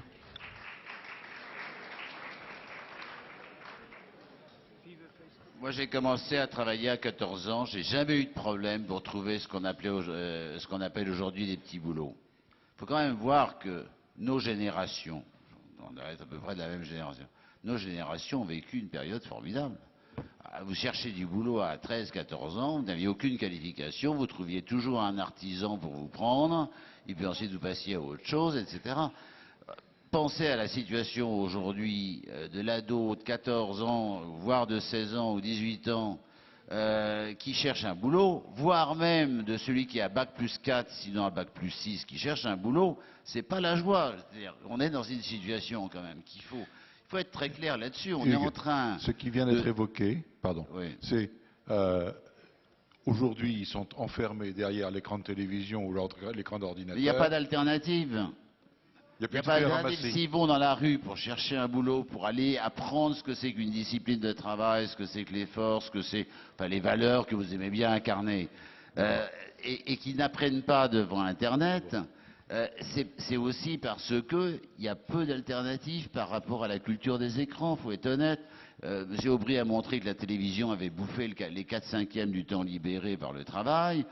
Maintenant, on est en train de passer de la télévision à Internet, qui bouffe le même temps, avec les mêmes phénomènes éventuellement d'abêtissement, d'acculturation un petit peu, mais d'abêtissement aussi.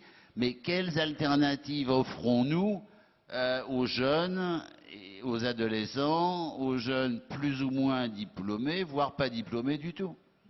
Je ne suis pas sûr, par ailleurs, qu'il n'y ait pas une responsabilité collective à travers les représentants de la nation. J'ai l'impression quand même qu'on a tous rendu les armes devant la logique de la mondialisation, la logique de l'économie, la logique, etc., etc. Je prends un seul exemple, je crois qu'on est en train d'y revenir et je trouve ça salutaire, ce qu'on a appelé le service civique.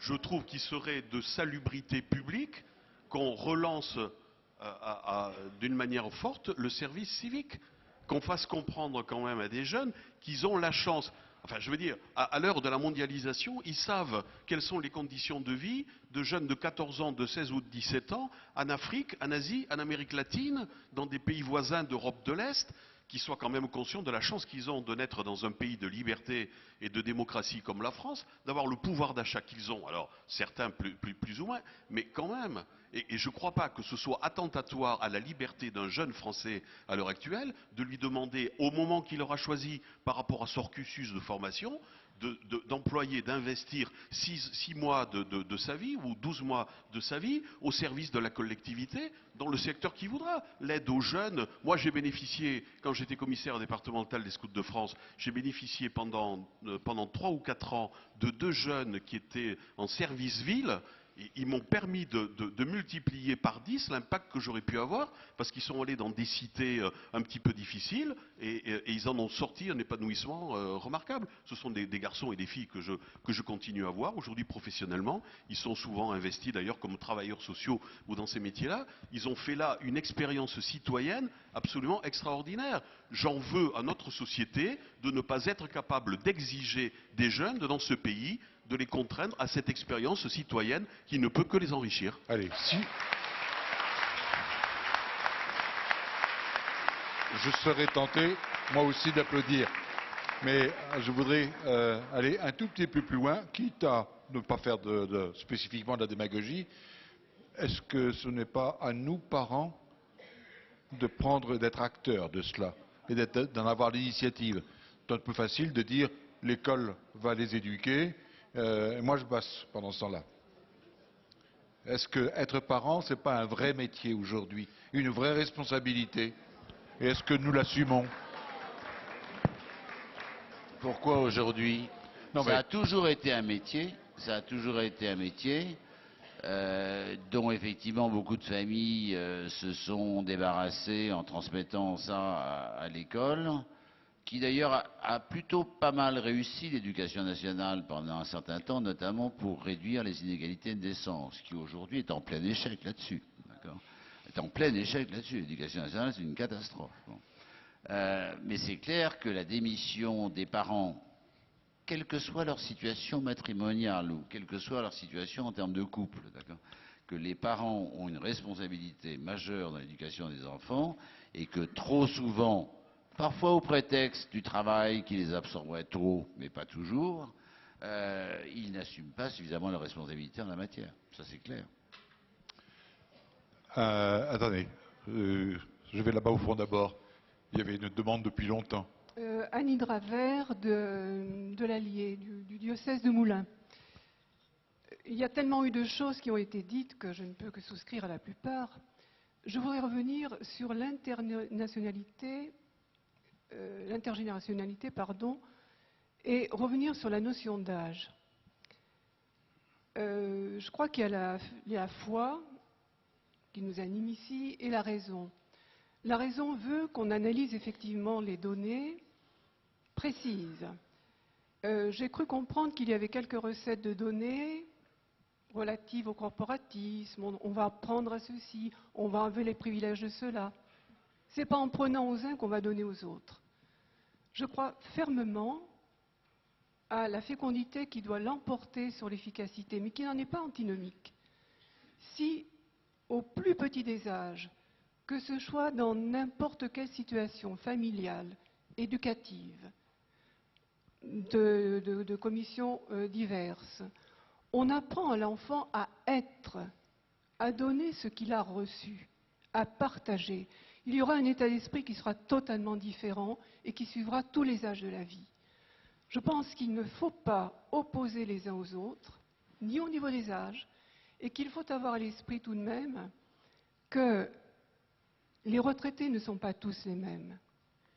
Vous avez des gens qui sont en situation extrêmement délicate, qui sont obligés de travailler, vous l'avez signalé un moment, à nouveau à 62, 64 et plus.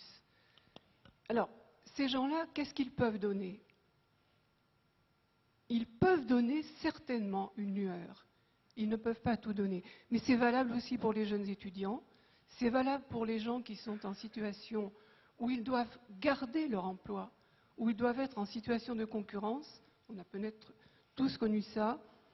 Mais je crois que ce qui peut nous réconcilier ici, et Benoît XVI en a parlé longtemps, c'est cette foi et cette raison.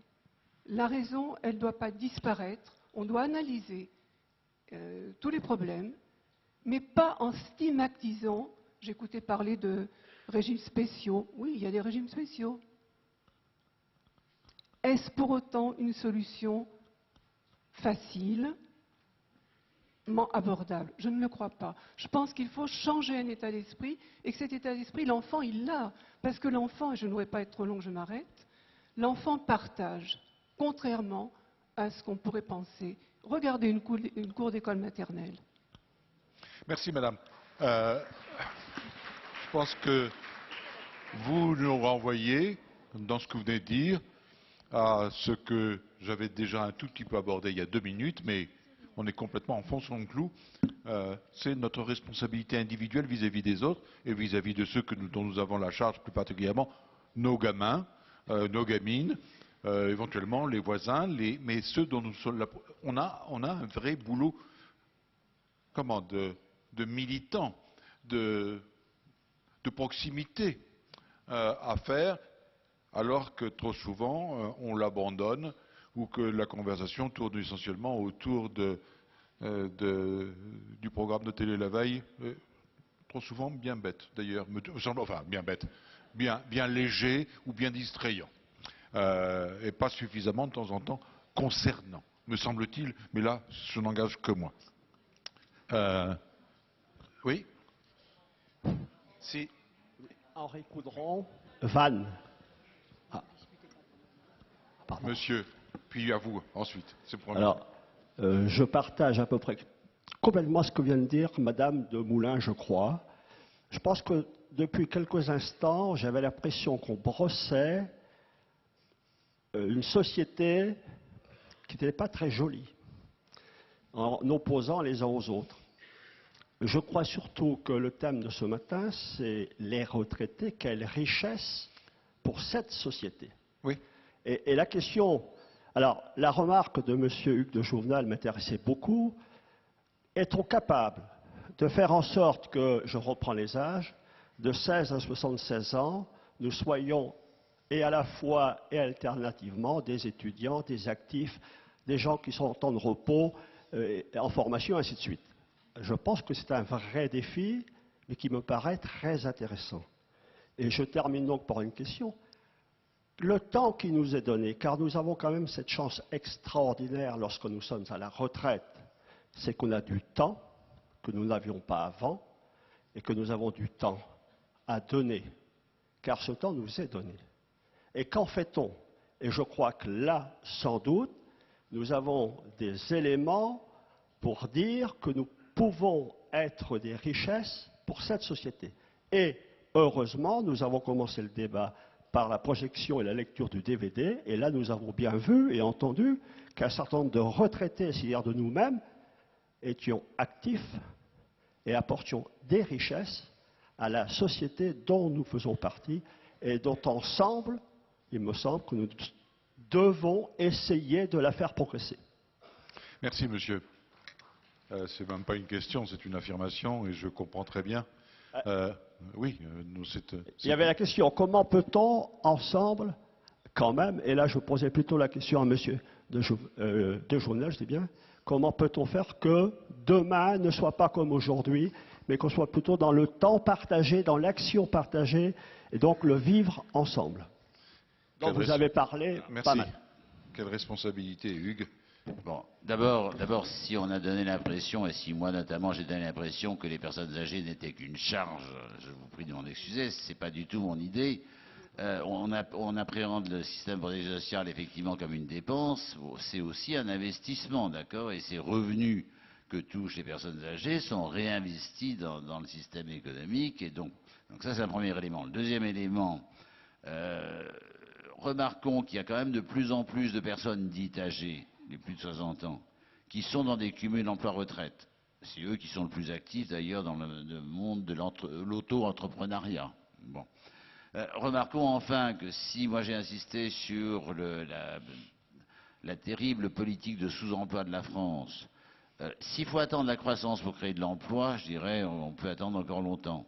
Mais inverser la donne en se disant je crée des activités qui vont avoir des effets d'entraînement dans mon village, dans mon quartier, y compris en termes économiques et sociaux, moi je crois que là, les personnes âgées, et notamment celles qu'on a appelées du troisième âge, même si cette expression est peu satisfaisante, hein, ont un vrai rôle d'entraînement à jouer dans le fait de contribuer d'abord à redynamiser l'économie française et plus généralement à rebattre les cartes du contrat social. René, quelque chose à ajouter? Rien. Monsieur, pardon de vous avoir fait attendre. Merci. Jacques Alétru, Montpellier. Je voudrais revenir sur le rôle de l'État et le rôle de l'État au regard de la société. Donc je voudrais soumettre une question. Doit-on laisser l'État désorganiser, voire détruire... Désorganiser ER? Oui. Oui. Désorganiser ou détruire la famille et la société? Que faisons-nous? Merci.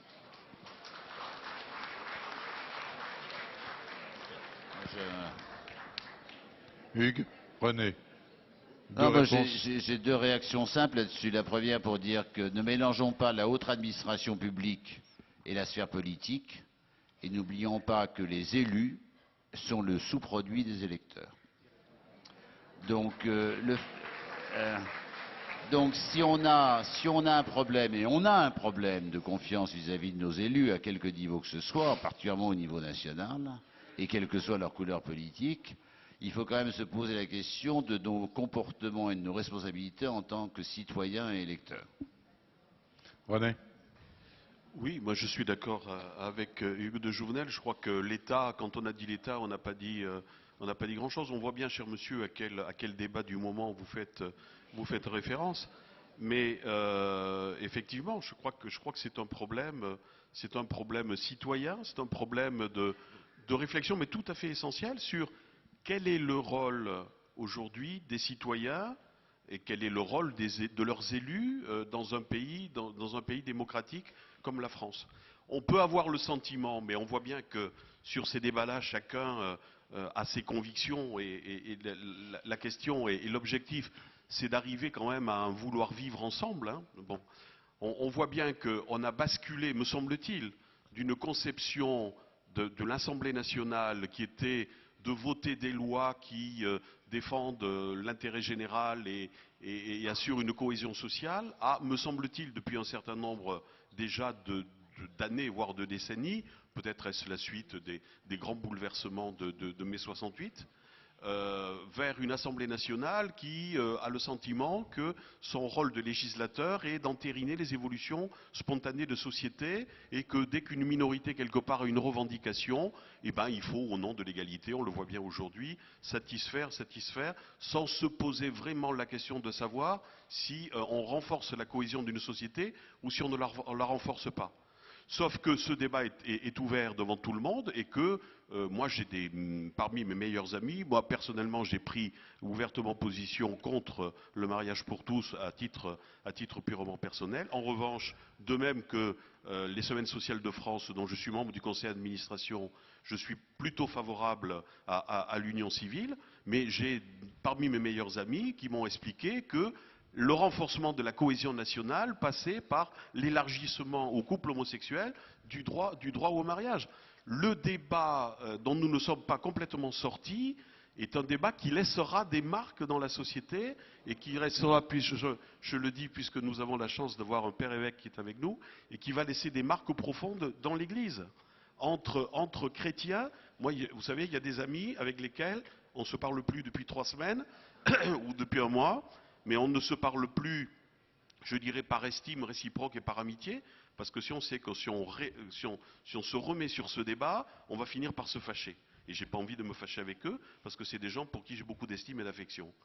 C'est un débat redoutable, hein, c'est un débat redoutable, et je crains que derrière celui-là, on en ait quand même un certain nombre d'autres qui vont se profiler, parce qu'on va avoir la PMA, on va avoir la GPA, on va avoir la dépendance peut-être un peu moins gravissime, mais quand on va adapter...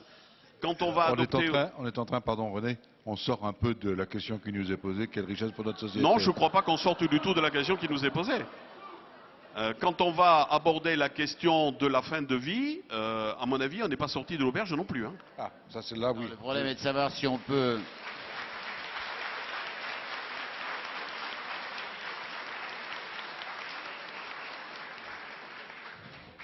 Le problème, c'est que la loi ne décrète pas l'éthique. Et je ne suis pas sûr qu'on puisse mélanger ces deux registres. La loi ne décrète pas l'éthique, mais la tentation est grande de confondre tout ce qui est légal devient moral, on le sait bien quelque part.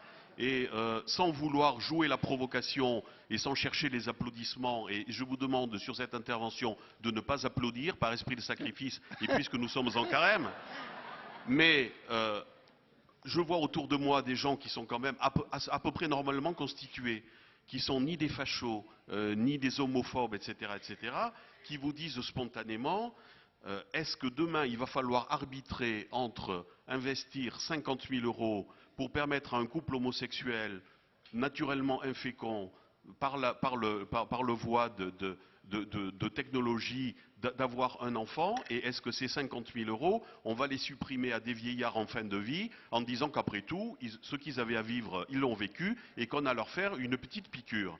C'est une façon extrême de poser le débat, mais je me souviens d'une conversation avec Frédéric Lenoir, qui a été longtemps secrétaire d'État à l'action sociale. Je l'ai découvert quand j'étais jeune journaliste. Frédéric Lenoir, c'est son fils, pardon, René Lenoir.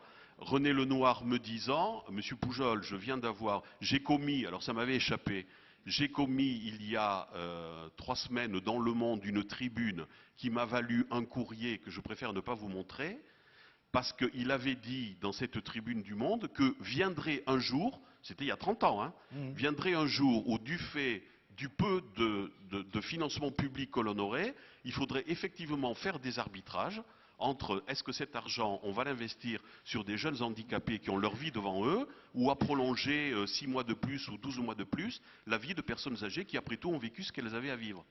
Il a reçu des lettres d'injures. Le débat, il est devant nous. Est-ce que nous allons le trancher d'une manière citoyenne? Est-ce que nous allons le trancher d'une manière rationnelle? À partir de quels critères? Ou bien est-ce que nous allons encore une fois nous contenter d'entériner par la loi des évolutions de société? René, c'était il y a plus de 30 ans. C'était il y a 40 ans déjà. C'était peut-être il y a 40 ans. Les exclus de René Lenoir... on sait que Giscard d'Estaing l'a pris, le président Giscard d'Estaing l'a pris dans son équipe au gouvernement en secrétaire d'État à l'Action sociale, précisément parce qu'il avait lu son livre, Les Exclus, cette première édition, dans un avion qu'il amenait, je ne sais pas trop. Dernière question ou dernière intervention, pardon, le temps avance. Merci Jean-Pierre Roy, Bourges. Je crois que le débat qu'on vient d'avoir par rapport à ces phénomènes de société sont très importants. Moi, je suis moi-même élu et c'est vrai que c'est très difficile d'arriver à avoir, je dirais, un véritable débat démocratique, c'est-à-dire qu'il ne soit pas uniquement sur des idées préconçues, mais sur des idées vraies. Moi, le problème que je me pose, c'est, vous avez décrit, je crois à juste titre, une société... C'est assez caractéristique de la société française, d'une société qui est très pessimiste. On a une morosité qui, je crois, est la première des morosités, hélas, dans les pays européens, puisque, vous l'avez même dit, dans d'autres pays pourtant beaucoup plus atteints que nous par de grandes difficultés, il n'y a pas cette morosité, il n'y a pas ce pessimisme. Et qu'est-ce que l'on peut faire? C'est un changement de mentalité. C'est-à-dire, c'est beaucoup plus que de simples recettes. Est-ce qu'un mouvement comme le MCR, ce n'est pas justement le lieu de donner, non pas des recettes, puisque nous n'avons pas de recettes à donner, mais donner le goût à la vie, tout simplement. Et le goût à la vie pour toutes les générations. On nous a dit, je me rappelle fort bien, dans notre réunion à Lourdes, la dernière réunion à Lourdes, que nous étions la génération pivot. Vous l'avez très bien démontré. Nous sommes génération pivot sur le plan politique. Nous sommes génération pivot sur le plan économique. Nous sommes génération pivot sur le plan social. Donc on a, sans exagérer, nous avons un rôle et une importance réelle. Comment, au mieux, le faire comprendre, le faire sentir? Moi, quand je vois dans mon conseil municipal, je peux vous dire que les jeunes, ils sont là, ils attendent. Ils sont là, ils grattent des pieds. On les entend. hein, dans le sens propre du terme. Et quand est-ce qu'il va finir? Quand est-ce que ça va changer? Donc il faut arriver à arranger tout cela. Et je crois que là, la tâche, elle est extrêmement grande, mais également, je crois, très réjouissante en même temps. Merci. Merci, monsieur. Cher monsieur, en vous écoutant, j'ai encore un souvenir qui me revient à la mémoire. Je ne sais pas si nos amis qui sont de toute la France savent ce que c'est que le FRAT. Le FRAT, c'est pour les aumôneries de la région parisienne, c'est une fois tous les 2 ans un grand rassemblement des jeunes des aumôneries. Alors, lorsque ce sont les âges lycée, ils vont à Lourdes, et lorsque ce sont les âges collège, ils vont dans la propriété des Scouts de France à Janville. Et j'ai été invité à 2 ou 3 reprises, aussi bien à Lourdes qu'à Janville, à parler à un groupe de jeunes comme témoins, entre guillemets. Et la dernière fois où je suis allé à Janville, ça remonte à 3 ans, je crois, 3 ou 4 ans, je me suis trouvé devant 500 jeunes, venus donc de la région parisienne, et qui étaient des jeunes collégiens. Et bon, donc à la demande des animateurs, j'ai fait un petit topo de 15 minutes pour expliquer qui j'étais, qu'est-ce que je faisais, voilà, comment je vivais ma foi chrétienne, etc. Et après, on est passé aux questions. Et j'avais en mémoire, on m'a présenté comme journaliste catholique, journaliste dans un journal catholique. Et j'avais en mémoire les questions qui m'avaient été posées 2 ans avant, 4 ans avant, puisque c'est tous les 2 ans. Et 2 ans avant, 4 ans avant, c'était « Monsieur, est-ce qu'il faut être catholique pour travailler comme journaliste dans un journal catholique ?» C'était « Monsieur, comment on fait un journal ?» Monsieur, bon, des questions de gamins, mais sans grande portée. Il y a 3 ans, vous savez, la première question qui m'a été posée, ça a été pour moi un choc. « Monsieur, comment faut-il faire pour ne plus avoir peur ?» 13-14 ans. Comment faire pour ne plus avoir peur? Je veux dire que j'ai retenu ma respiration et j'ai essayé de me dire, mon Dieu, qu'est-ce que je vais leur répondre? Alors, j'ai essayé de raisonner tout fort en leur disant, mais peur de quoi à votre âge? On peut avoir peur de raquettes à l'école, on peut avoir peur de la violence, on peut avoir peur que ses parents se séparent parce qu'on sait que ça va être douloureux, on peut avoir peur, donc j'ai essayé, je me donnais du temps, et puis j'ai essayé d'apporter quelques réponses. Et dans les réponses que je leur ai apportées, je leur ai dit, mais vous savez, je crois que tous les jeunes de toutes les générations ont pu avoir des moments où ils ont eu peur. Vous avez la chance, vraisemblablement entre vous, pour la plupart d'entre vous, d'avoir vos grands-parents, et c'est en ce sens que vous êtes concernés. Je leur ai dit, eux, ils ont traversé des périodes où peut-être ils ont eu encore plus peur, parce que pour les plus âgés, ils ont connu la guerre, etc., etc. Parlez avec eux. Et j'ai envie de vous dire, vous parlez avec vos petits-enfants. Et je crois que le grand service qu'on puisse rendre aux jeunes générations, c'est effectivement de leur dire quelles sont les périodes de la vie qui ont été difficiles pour chacun d'entre nous, et comment effectivement on est arrivé, et grâce à qui on est arrivé à la dépasser pour dépasser cette peur. Parce que je crois qu'effectivement, c'est plombant pour la société française à l'heure actuelle d'avoir cette espèce de sentiment de non-future, comme on dit chez les Anglais, c'est-à-dire pas d'avenir. C'est-à-dire déjà d'être un pied dans la tombe, comme on l'a dit tout à l'heure, quand on ne réfléchit plus à son avenir, quand on ne regarde plus devant soi. Hugues. Deux remarques très brèves. La première, sur ce thème de la morosité, vous savez que la France, depuis des décennies, sinon des siècles, arrive en queue de peloton dans tous les baromètres de confiance mutuelle. Pour vous, c'est un vrai enjeu. On arrive juste au-dessus de l'Afghanistan, c'est-à-dire, je crois, on est à l'avant-dernier niveau. Non, je parle de confiance mutuelle. Je ne parle pas de pessimisme. Je parle de confiance mutuelle. Alors, deuxième question, celle, effectivement, de la désespérance ou de la peur. Moi, je crois que là, vous avez un vrai rôle à jouer, un vrai défi pour vous. C'est que cette peur, on a tous peur. Le problème est de savoir si on est capable de surmonter sa peur, si on a quelque chose qui nous donne le courage d'affronter cette peur. Et ce courage, on va le trouver pour autant qu'on ait d'une part des valeurs, d'autre part une vision. La société française n'a plus de vision, est sans projet. Bon. Alors, quel discours allez-vous tenir, vous élus, à vos électeurs, et quel discours allez-vous tenir, vous seniors, aux plus jeunes? Allez-vous leur tenir un discours du genre « moi j'ai fait la guerre, moi je peux te faire la leçon, et puis si t'as pas fait la guerre, t'as rien à dire, etc. » Auquel cas, c'est les seniors qui prétendent détenir le monopole d'un savoir, se cramponnent au schéma du passé, et en gros expliquent aux jeunes qu'ils n'ont plus rien à faire ici. Et auquel cas, ils partent à l'étranger. Bon. Ou bien ces seniors ont, grâce à la culture, à l'expérience qu'ils ont acquise, peuvent jouer un certain rôle dans la création, le développement d'une certaine vision partagée du futur. Et ça passe pas seulement par du consensus mou, peut-être même surtout pas par du consensus mou, mais aussi par le fait d'être capable d'instruire des controverses fécondes entre des gens qui n'ont pas les mêmes points de vue. Et ça, il faut bien le reconnaître, c'est aussi un point faible de la France, qui n'a pas la maturité d'une vraie démocratie. Bon, alors le dernier mot... Une citation. Ça s'entend, je ne suis pas vraiment du nord de la France. Je suis aveyronnais et nous avons dans l'Aveyron un peintre dont nous sommes très fiers et qui est Pierre Soulages. Et Pierre Soulages raconte dans un livre sa rencontre lorsqu'il était tout jeune avec un grand écrivain, trop oublié à mon goût, qui est Joseph Delteil. Et ça parlera au monsieur ou à la dame de Montpellier tout à l'heure, puisque Joseph Delteil a fini sa vie à côté de Montpellier. Et Pierre Soulages, rendant hommage à... Pierre Soulages reconnaît qu'autour de 19 ans, il ne savait pas très bien ce qu'il allait faire de sa vie. Il ne savait pas encore qu'il allait devenir peintre, etc. Et Joseph Delteil était un vieux monsieur plein d'affection, plein de tendresse, un grand poète. Et Pierre Soulages dit de lui, en parlant de Joseph Delteil, « Il croyait tellement en moi que moi-même j'ai fini par y croire ».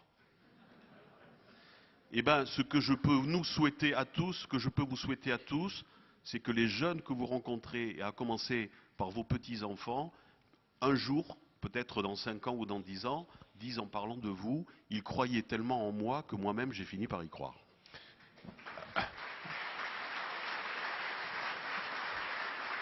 Un mot pour vous remercier de nous avoir accueillis, pour vous remercier, Hugues de Jouvenel ou René Poujol, d'avoir été avec nous, d'avoir échangé. Je retiens par rapport à notre thème, et ce que disait Hugues il y a 2 minutes, nous avons la chance de pouvoir parler.